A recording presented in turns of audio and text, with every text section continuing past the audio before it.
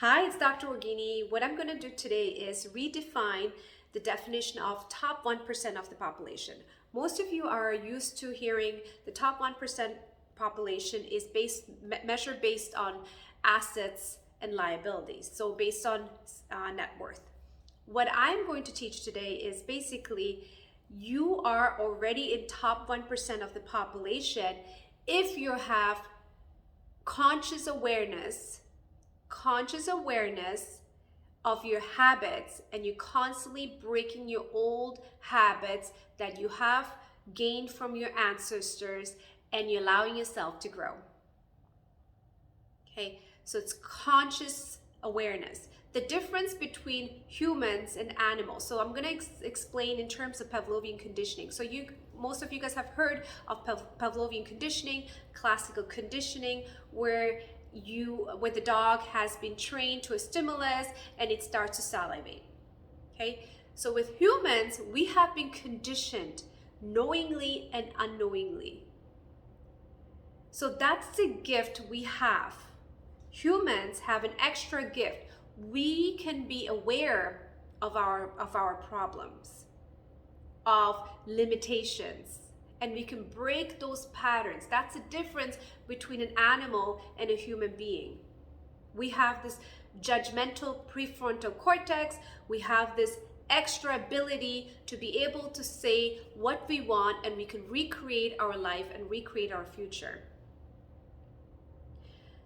So the reason why most people are not in the top 1% is because they're not consciously shifting. They're not consciously recognizing, they're not consciously using this gift of awareness to shift their lives.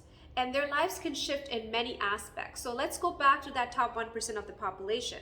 So yes, net worth, if you're wealthy or whatever that is in terms of money, is a byproduct of your personal growth. So the more you grow, the more you expand, the more you allow yourself to break these limitations, the more you become heart-centered, the more you connect to your chakras and allow yourself to be aligned, your self-worth is going to go up. Okay, so net worth is going to go up as well. So everything is a byproduct of you. It goes back to you. You can change the environment, you can change everything, but if you don't change yourself, nothing is going to shift.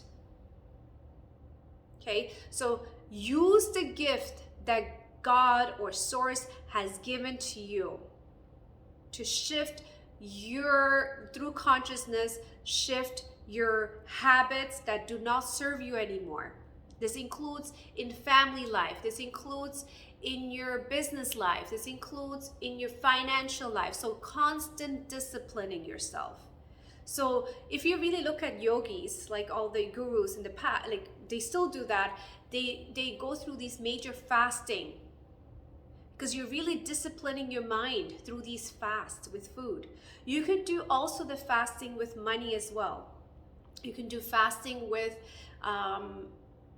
exercise. You can actually discipline yourself with exercise.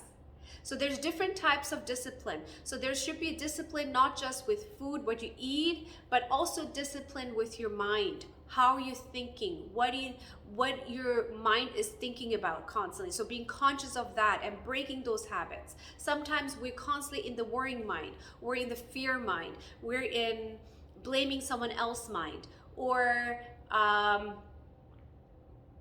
constantly blaming yourself mind. So there's different minds out there.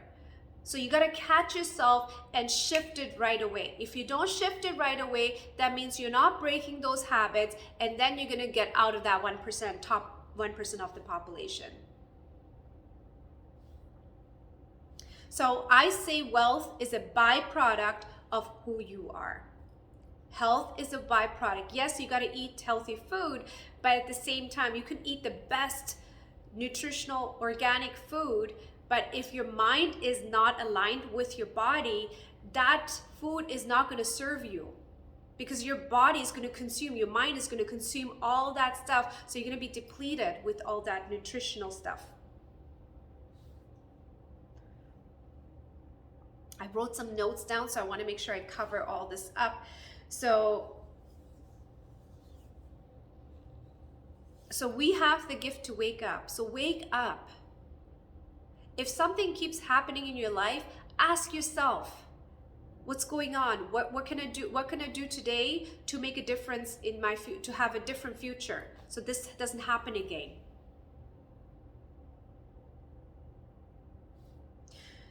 So back to the Pavlovian conditioning. So as humans, we have the gift, but with a dog, an owner can only shift it. The owner of the dog can change the stimulus and recondition the dog. But in humans, we have for ourselves that gift. That's a precious gift we have. It will help in every aspect of life. Partnership, relationships, managing your children, business,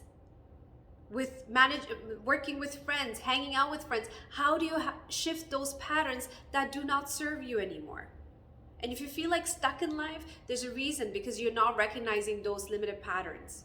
And sometimes you do need therapy. You might need help from outside to help you to recognize these patterns, or get a life coach or a mentor that can help you as well.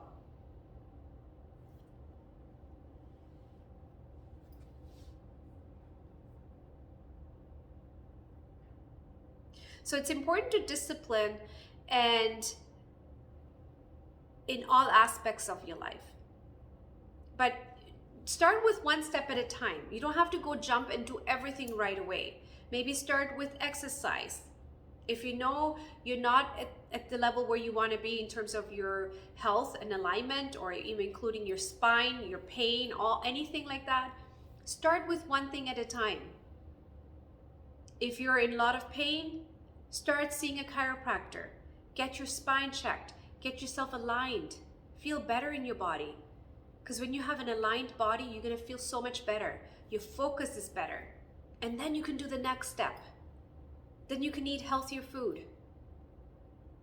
It doesn't matter which one you start. Whatever you call to start it, don't stop. And most of us get comfortable. So let's say you're vegan, you're eating only food that's vegetarian and no dairy and stuff like that, right? And then you're like, you think you've done it all, you're in a perfect state, but then you don't realize you might be talking bad about people who eat meat. So you're not in a good state too, because you're really putting another population down. So you got to recognize those habits. Why are you angry at those people? Okay, so you have certain emotions that might hold you back from growing. So be conscious. Choose what works for you, what suits you the best. And this concept is not new. People have been practicing this for thousands of years. But now it's out there. There probably were only one. Now it's like thousands of people who are doing this practice. But you got to be conscious. But they might be doing it, but they stop at a certain level. It's like, okay, I got my doctorate degree, so no, I don't have to go to school anymore. I don't have to study anymore. I don't have to expand my mind anymore. And then I just stop. I got my degree. Yes, I'm done. No, you're not done. You got to keep educating yourself. There is continuous education, but no one's going to watch you. You got to do that for yourself.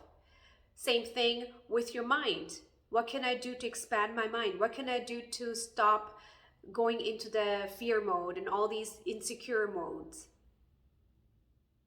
with low self-esteem issues as well?